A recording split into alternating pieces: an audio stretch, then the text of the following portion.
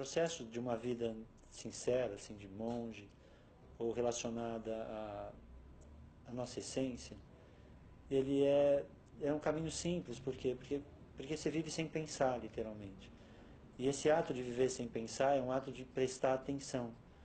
A gente passa a maior parte do tempo vendo, contemplando, e, e retira o sonho. Os nossos professores falavam coisas fascinantes do gênero, que nós ocidentais éramos pessoas muito estranhas, muito diferentes, porque nós passávamos um terço da vida dormindo e 2 terços da vida sonhando. E no momento em que a gente retira essa capacidade de projetar, de gerar expectativa, nós retiramos também a ansiedade. Porque o que é ansiedade? A ansiedade é você se preocupar com o amanhã, tendo um corpo hoje, todos os sentidos focados no hoje, ou entrar numa condição depressiva, que é querer reter no passado ou algo do passado que você já não consegue carregar hoje, porque nada praticamente se repete. Então, se no momento que a gente retira a nossa mente do futuro ou a nossa memória do passado e elimina essas duas bagagens, as duas fantasias, né? Os dois sonhos, um acordado e um dormindo praticamente, nós entramos numa sensação de sacrum, de sagrado, que é centro, que você passa o tempo inteiro contemplando. Isso equivale exatamente a gente estar num lugar pela primeira vez, conhecendo a pessoa no primeiro dia e passando por uma experiência de algo que ninguém falou nada para a gente. Nesse estado, a gente tem a noção do sagrado, que hoje a gente desenvolve como se fosse um novo. Mas o sagrado, literalmente, é o estado de se sentir presente. Está aqui e agora.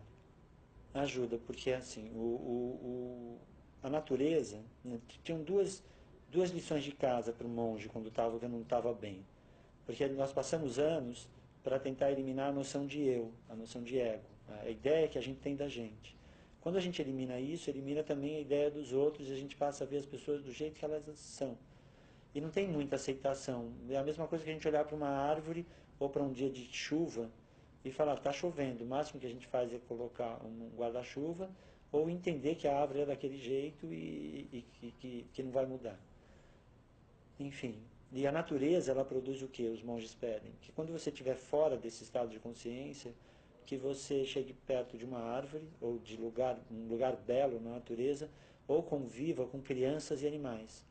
Porque os animais são espontâneos, as crianças são absolutamente intuitivas, que é um processo que vai além do pensar, mais sofisticado do que o próprio pensamento, que é linear.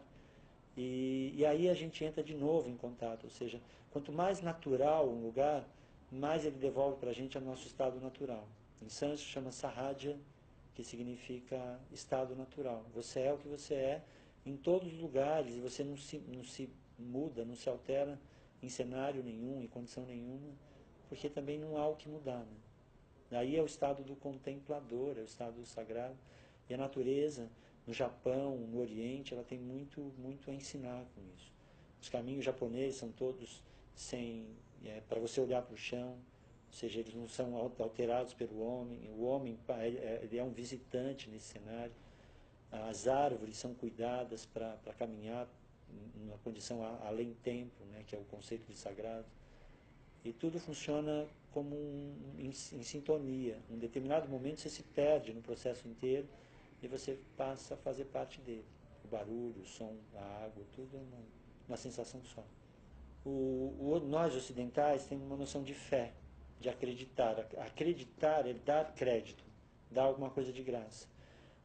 A experiência que tem de monges sérios, assim, nós não acreditamos em nada, somente naquilo que nós vemos. Isso é agir com ciência, como um cientista.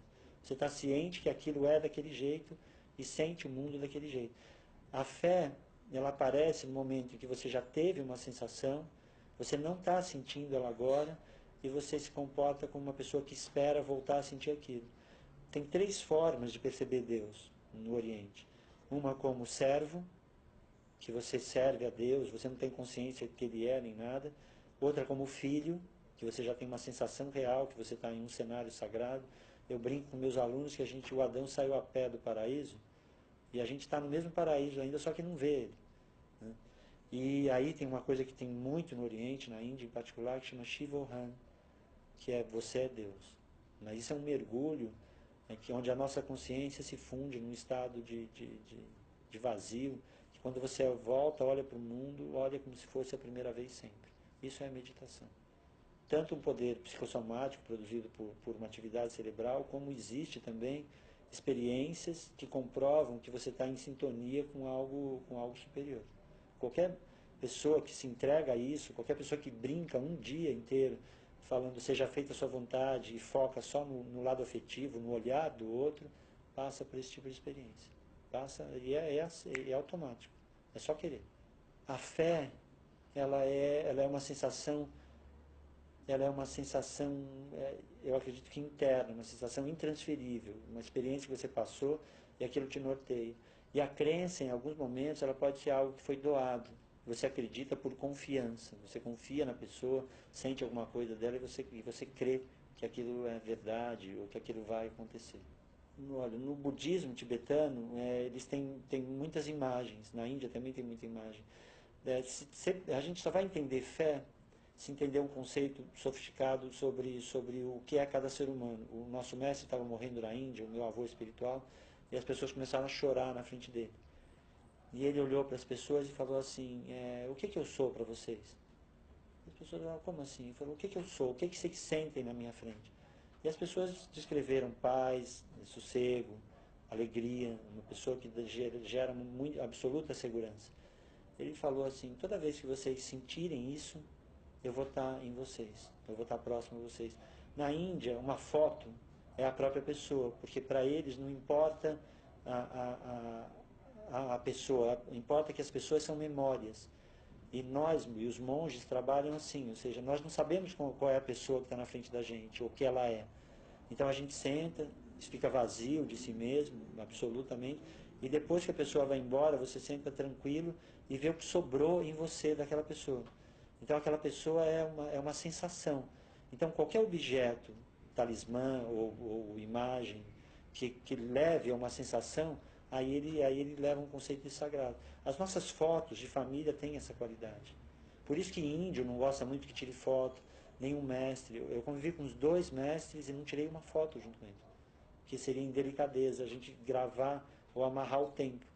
Então a gente não amarra o tempo, vive a vida, a gente não consegue repetir nenhum beijo, nenhum abraço. Né? Se quiser guardar um beijo, não vai escovar os dentes, se quiser guardar um abraço, não toma banho. Então essas brincadeiras todas mostram que a gente está num universo de passagem e que a beleza do processo é simplesmente observar isso.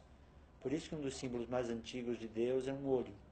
Né? E lá na antiguidade, isso era objeto indicativo, não era crença. Hoje é crença porque nós somos mentais. E como a gente está um pouco longe da natureza, a gente não tem um mergulho na água gelada, que sai dormente, não tem a possibilidade de olhar para uma menina, ou para um ser, para um homem, perceber deuses neles, aquele que você fica um mês sem dormir.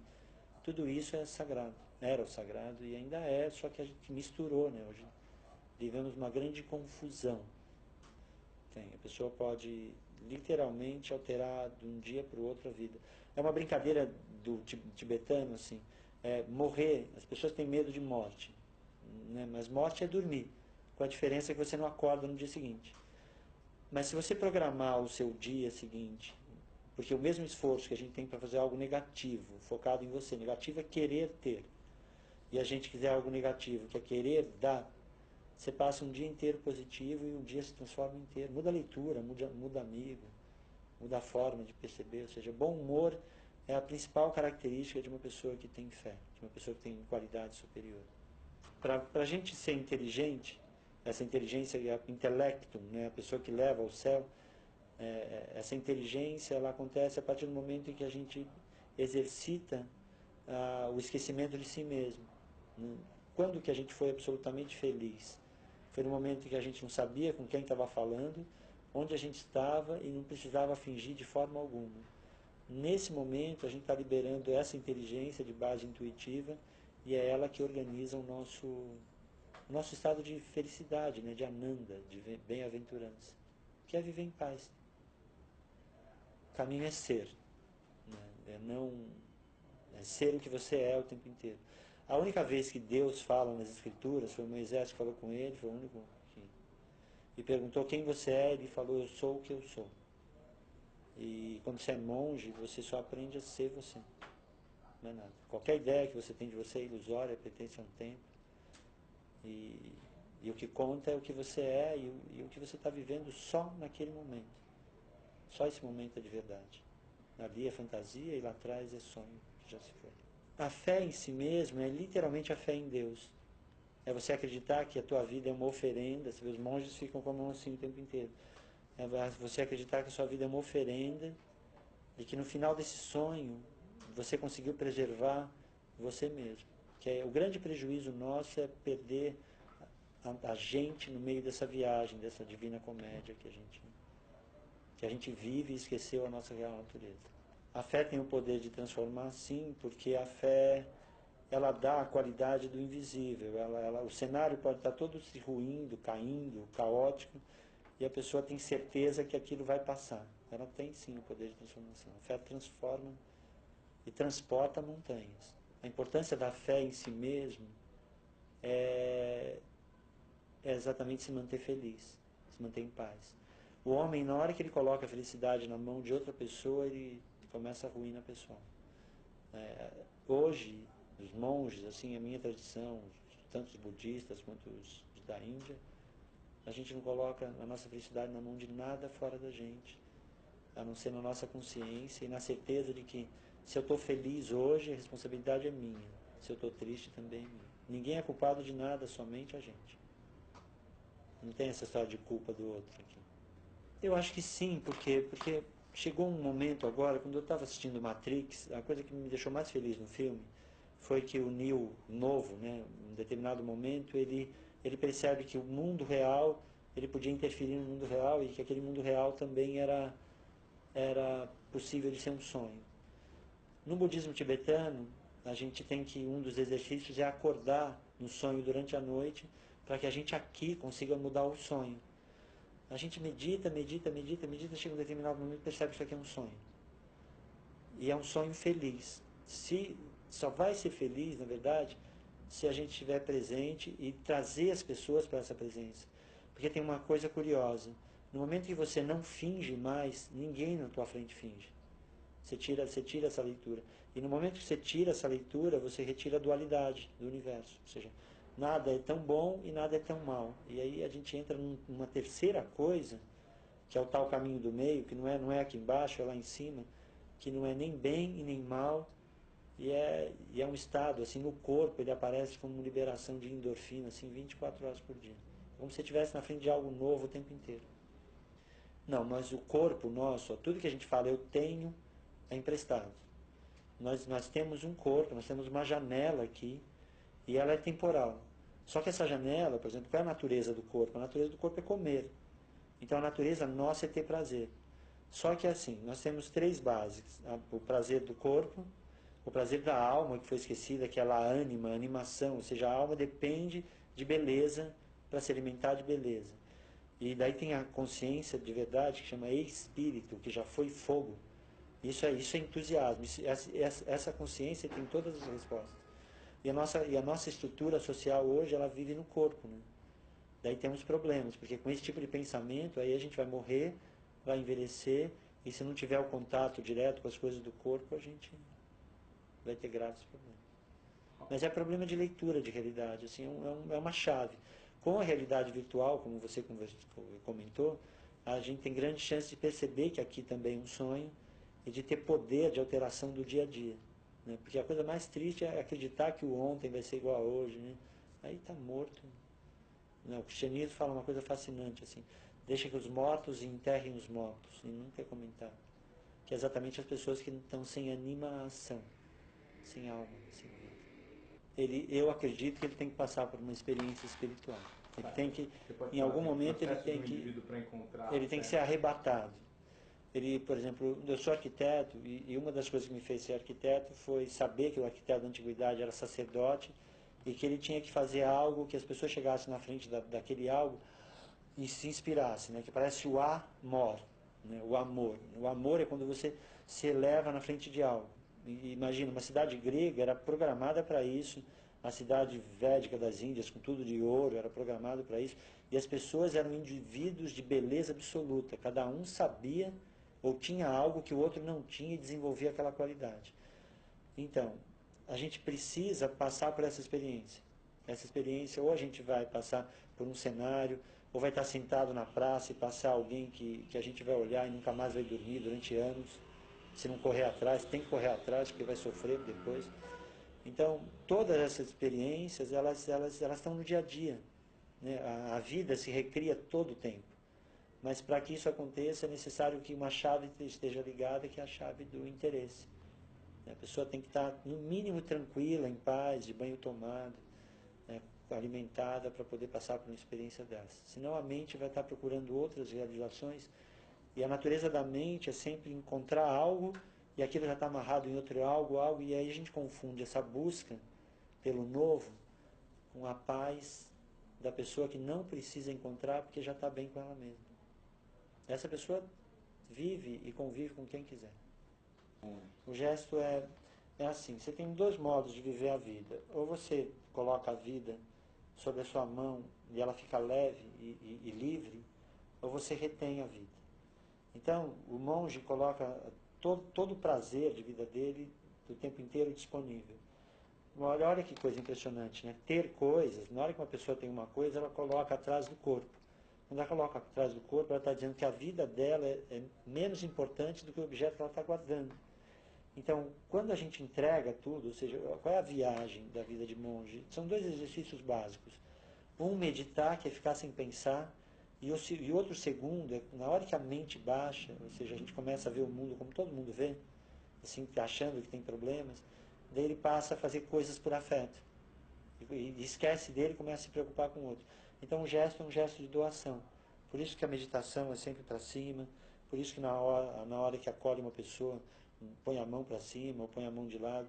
Mas a coisa que mais me emocionou na vida dos monges foi um cumprimento mais sofisticado que aquele que vocês conhecem de Namastê, que é o Deus que está em mim, cumprimenta o Deus que está em você, que é um que você coloca as duas mãos postas, olha no olho da pessoa e fala Dandavats, que significa literalmente obrigado. Obrigado porque você está encontrando uma pessoa e aquela pessoa te faz perceber que você está vivo e que você teve um outro amanhã. Então, um monge de verdade, ele tem consciência absoluta que ele pode morrer daqui a 5 minutos e que cada segundo é precioso, porque a nossa memória em relação à vida, em relação às pessoas, aos animais e ao planeta é o que conta na eternidade. O resto é ficção transitória e pertence somente ao espelho. A fé e a crença têm o poder de transformação, sim. Eu acredito que toda pessoa que tem fé sincera, independente do julgamento das pessoas em relação a qualquer que seja a religião, a pessoa se molda, e eu acredito que essa postura faz a pessoa ter um contato com o divino. E o divino existe exatamente porque, se a gente olhar em volta, só vê estruturas vivas, tem vida em volta da gente o tempo inteiro. E se a gente olhar para uma criança nascendo, que foi a minha experiência real assim com Deus, uma delas, meu filho nasceu, eu falei, eu acho que essa coisa existe porque Deus existe, viu? Porque nasce um serzinho com unha, cabelo, olho, impressionante, coisa alienígena. Tá? Daí eu acho que Deus existe. E eu estudei muito, um doutorado, assim, dei aula na USP, convivi com ateus, minha tese foi assessorada por ateus e eu continuo achando que Deus existe. E está presente o tempo inteiro. Não, no mais é agradecer e hoje eu tenho uma escola para mostrar, por exemplo, para eles, né, que foi o pedido, para as pessoas mais jovens, que elas conseguem ter esse potencial de viver, no mínimo, na genialidade. Né, que o gênio nunca passa fome e está sempre feliz afetivamente. Né? Porque você tem, por exemplo, o gênio, se você olhar para um desenho de um gênio, ele não tem as pernas, ele está sempre vibrando. E o gênio tem uma qualidade fascinante, assim, ele fala, qual é o seu desejo? O gênio já sabe que ele vai fazer o desejo do outro. Então, o grande ser, assim, um Picasso, um Miró, um Monet, tem uma história do Miró, assim, velhinho, que o repórter chegou para ele e falou assim, seu Miró, o senhor faz um sol vermelho, com uma linha vermelha, uma linha amarela, uma linha preta, tudo torto. Daí ele falou assim, vem comigo aqui fora. Ele chamou um repórter lá, olhou para o sol, falou, fecha os olhos. Quando fechou os olhos, o que você está vendo? Ele falou, estou vendo uma coisa vermelha, uma coisa preta, tudo torto se mexendo. Ele falou, pois é, não me perturba mais com o meu sol. Sabe? Então, um gênio, de repente, é a pessoa que está sempre presente, e eu nunca vi nenhum gênio sozinho, reclamando de tristeza, reclamando de falta de criatividade, que é o grande alimento da alma, na verdade. Isso aqui são mudras, porque assim, cada gesto que você faz, por exemplo, uma pessoa quando está com raiva, ela faz esse gesto e a gente de longe sabe que está com raiva. Uma pessoa que se perde no mundo emocional, ela treme, molha o corpo inteiro, mas tem pensamentos que não são desenhados pelos nossos gestos que a gente não usa. Daí quando a gente olha para as estátuas orientais, vocês vão ver na mão deles pensamentos sutis, tipo afeto sincero, qualidades superiores, e aí são gestos que os monges fazem de forma espontânea, como qualquer italiano faz quando conversa. Então os gestos são simples, são mandalas, que simbolizam o mundo sagrado da gente. Daí, como tudo tende a se dissolver, em um determinado momento ela se dissolve e se transforma em oferenda. E esse clique é passagem de um tempo para outro, na verdade. Ou seja, são sinais que os monges fazem, são barulhos, um sino na mão, são rituais que mantêm o nosso foco na experiência de retirada de tudo aquilo que a gente não é. Que na verdade é essa a vida de um monge. Não tem uma iluminação lá longe, não tem um nirvana em outro mundo, em outra dimensão. Tem somente um estado onde você elimina todos os teus processos de colagem ao longo da vida. E em um determinado dia você não tem mais nada para jogar fora, sobrou a gente.